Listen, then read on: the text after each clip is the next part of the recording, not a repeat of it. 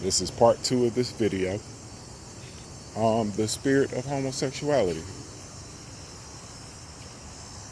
This one probably won't go over well, and I'm sure, and that's fine. But I'm speaking about this directly in correlation with black people and slavery. That's it. And if you don't like it, then okay, whatever. But I'm still for to spit the information, and you still gonna listen to it. Either way, let me jump into this. So we speak a lot about women being raped during slavery, but they don't talk about how they broke those men, how those men got raped.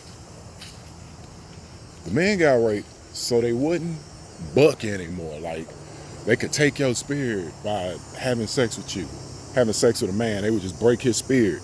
If you break the spirit of a man, he'll just tell everybody to conform.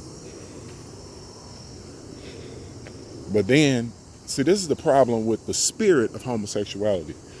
When that happened to your ancestor, when that happened to the ancestors, there was no outlet. They didn't know how to deal with it at all. They didn't know how to deal with it. So they didn't deal with it at all. They just like, look, these are the conditions.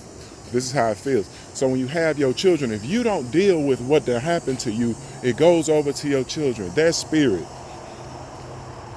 You don't feel gay. You don't. So you try to keep your persona on, but you done pass that shit on to your kids.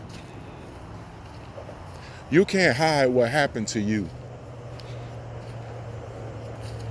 We had a lot of our ancestors, man, because, once somebody rape you, as far as a man, you don't want to tell nobody, man.